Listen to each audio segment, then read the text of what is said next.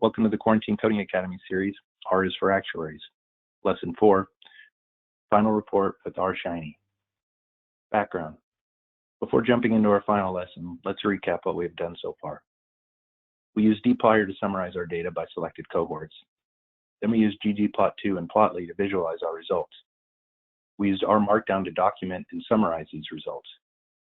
This week we will work with Shiny. Shiny is essentially a wrapper we put around the work we did in weeks 1 through 3.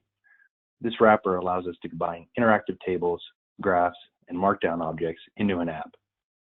We can share this app via an R script or a URL. In this week's lesson, we will build this dashboard. This dashboard contains the R Markdown document that we built last week, along with interactive graphs looking at either one variable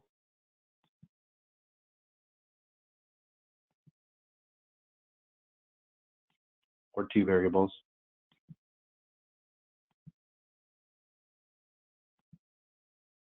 And these graphs have plotly tooltips. And added an additional tab that combines all the resources from YouTube and Box.com for this series of lectures into one repository, which we won't add for this lesson, but it demonstrates more of the potential for R Shiny. So my approach to building something this complex is to start with a simple template and slowly add components. As I successfully add various components, I will save that version. This is much less daunting than trying to build the entire app at once from scratch. It's also helpful to experiment, save copies of the various apps that are provided here or in other tutorials, make changes to these apps, and see if this results in the changes that you would expect. It's a trial and error approach to learn as well. So let's look at our first app. And this is our basic app, which is just a Shiny wrapper. So this is a minimal viable Shiny app. This is only the wrapper, none of the filler. For my template, I use Shiny Dashboard. I like the appearance and functionality that this package offers, as we'll see going forward. Shiny wrapper is composed of 4 parts. Global, which is where you activate packages and import your data. Front end, which defines what the user will see. Back end, which is behind your scenes calculation. And deploy, which is generic syntax that never gets changed. We'll look at each of these 4 sections in more detail though as we make changes going forward. So if we run this app,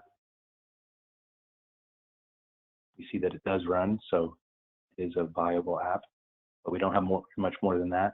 Just sort of shows what the layout of Shiny Dashboard looks like. You have your collapsible sidebar where you put your side panels and your body.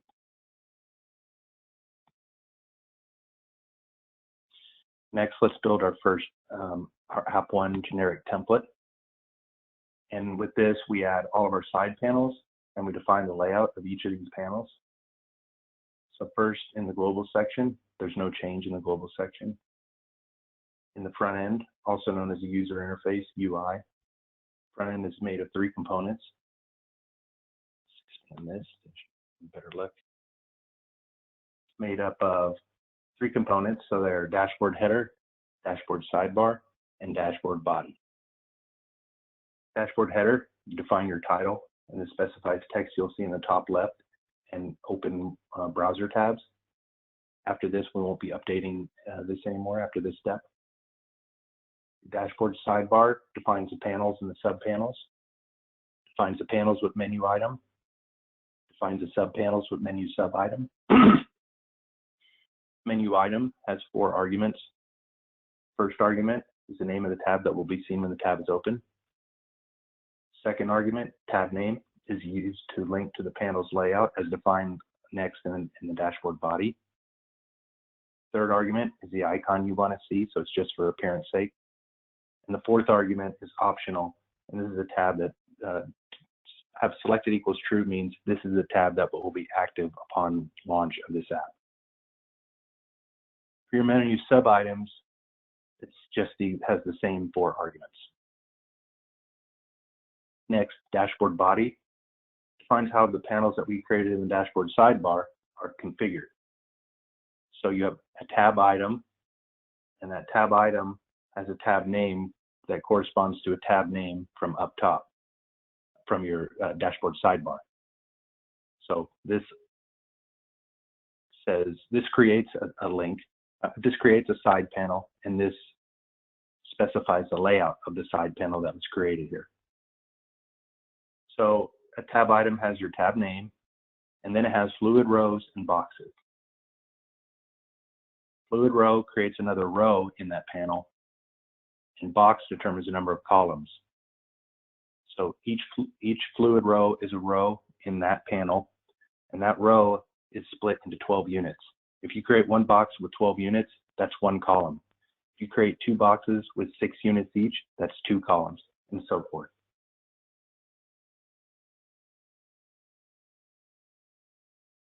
The back end and deploy, there's no change for either of these yet. So we run this app, you see there's quite a bit more going on. And this would be a good app to save as a starting point for future projects. So you see we have the Home tab, interactive experience with 2 drop-down tabs, univariate analysis, bivariate analysis. And these each have different configurations. Univariate analysis, 3 rows, each with 1 column. Bivariate analysis, 3 rows. The first row has 2 columns. The next 2 have 1 column. Your home page has just 1 row, 1 column. You see the title up here on the left as well.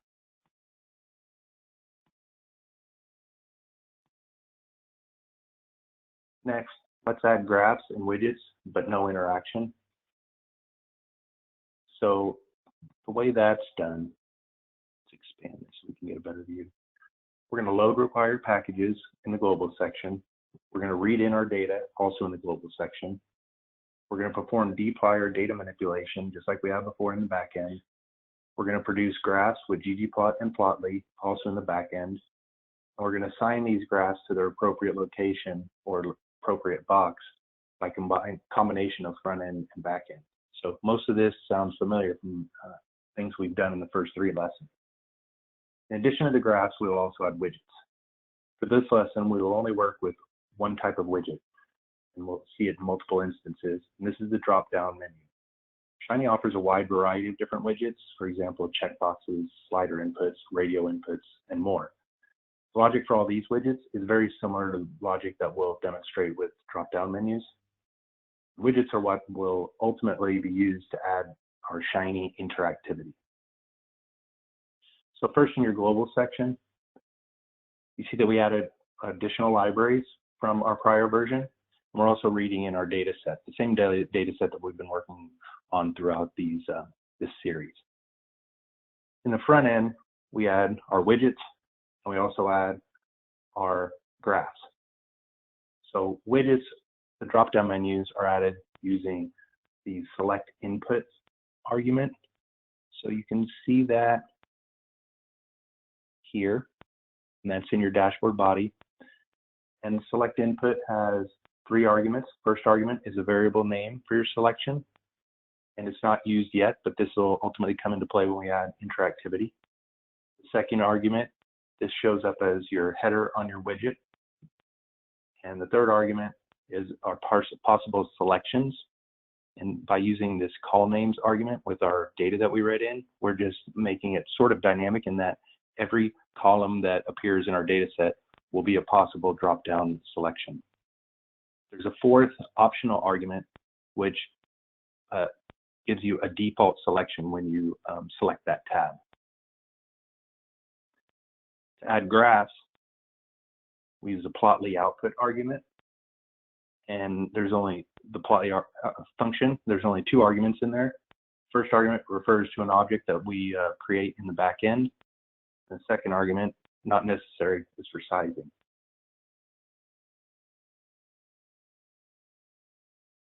Next, back end. For the data manipulation and dplyr, it's just the same as what we've seen because it's still not reactive. We create graphs with ggplot and plotly, same as what we have seen in our prior lessons. The only change is we add a render plotly wrapper around it to make it accessible to the front end. and we also give it a name, start with the output dollar tag, then that also says that this is an object that should be, that is available for front-end display. So if we run this,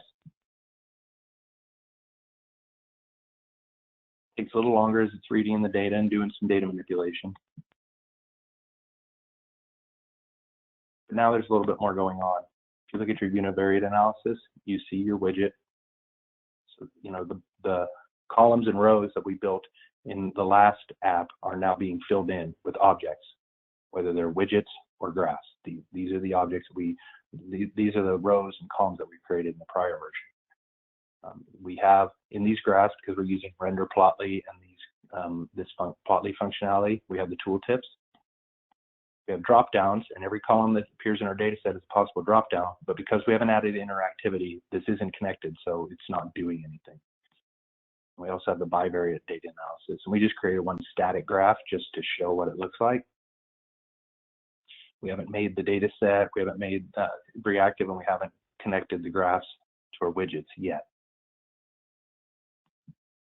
We also haven't added the markdown document to our homepage.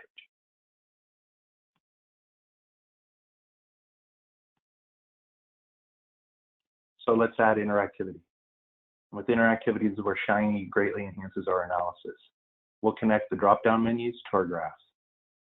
So to do that, let's expand this a little bit. There's no change to the global section, and there's no change to the front end. We've already called the objects that we want. We just need to make these objects interactive. So the back end, we add interactivity primarily through two methods here. First, we create reactive data sets. So we make a data set reactive by connecting it to one or more widget drop-down menus. We need some additional Shiny syntax to make it interactive. So you can see here, we have here, this is now our data set that we had created earlier. Now we put the reactive wrapper around it. We give it a name. We're grouping it by one of our widget selections because we have it tagged by this input dollar. So that's an input selection, and this is the name that we gave it. So as we change our selection, this will change this reactive data set. Another thing to notice is this group, what was group by without an underscore, we add this underscore. It's just a syntax change for a reactive data set. So our reactive graphs make our graph reactive by connecting it to our reactive data set created above. And to do this, we'll need some Shiny syntax. So you see now that we created this data univariate is now a reactive data set, and our ggplot graph now uses this reactive data set. And we didn't have these parentheses after our data set in the ggplot before. We need this for a reactive data set. The other change that we make is instead of our aesthetic, we have aesthetic underscore string. And with that, we put in our variable. Again, this is our input tag, which lets us know it's from a widget. And this is the variable name that we defined in our widget definition above. Our Y is the static A to E variable, but we put quotes around it to let it know that it's not a variable. Other than that, it looks just the same as what we've seen in the prior weeks for our ggplot graphing. In our deploy, there's no change. So if we run this app,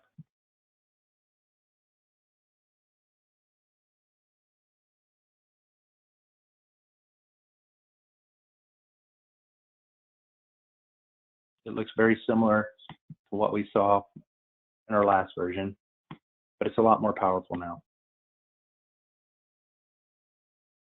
The graphs are now connected to our drop-down menus. We can look at A to E by selected option, and below we have the number of deaths by selected option. And if we created other graphs, those could be added as well. Bivariate analysis. Now you can look at any two variable interaction.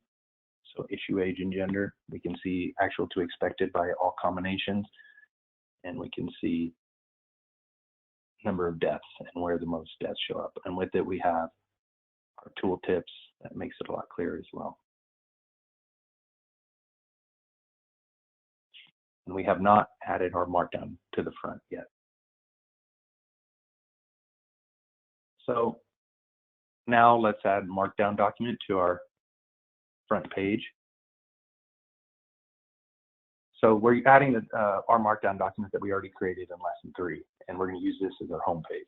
And this will complete our deliverable, and it will give us quite an improvement over the old-fashioned Word document that we used to turn in. And we created everything all without ever leaving R. So in our global section, there's no change. In the front end, you see now we have this text here, this HTML output, select HTML. So this object, select HTML, is something that's created in the back end. And in the back end, we designated with this output $ tag that we are familiar with as saying it's something that we can use in the front end. And it's a little bit different syntax that you put around a markdown object. And we're rendering the markdown HTML document that we knitted together already.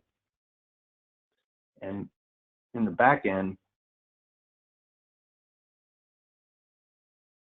we stack another object here, this getHTML, and this is just a syntax and a function you'll use. It's not as straightforward to pull in markdown, and a lot of times you might just submit the markdown separate from the document, so it's a little bit tricky adding markdown to your Shiny dashboard. But if you wanted to add it, this is the way to do it. You can basically just copy and paste this syntax, and this is where you save your rendered HTML. So you would just change this directory, otherwise just copy and paste the exact same syntax. If you're going to launch this, you wouldn't want to have any directory in here. You just save it to your same folder and remove this directory.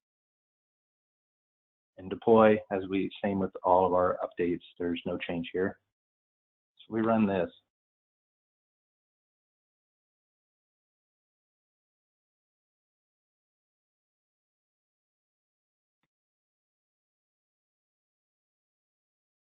Now we have markdown document included on our landing page. We could collapse the sidebar to give us a little bit better view. We have all our interactive experience. So this is our final dashboard that we would then submit.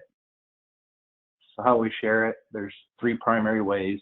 You've seen that when you open up the actual app, you just hit run app and you have all your interactivity and it's fully functional. So with any coworkers, anyone that has any familiarity with R, you could just point them to the file and say, have them run it, and that would work. You can also publish it as a URL, and this button up here is how you do that. It's very straightforward. I set up a shinyapps.io account, which is a service provided, and you can get free accounts. So that's something great to practice with if you have public data sets. And then you can just share a URL with somebody. They don't need to have R or even know that's using R, and they could run this app. You can also do that at work.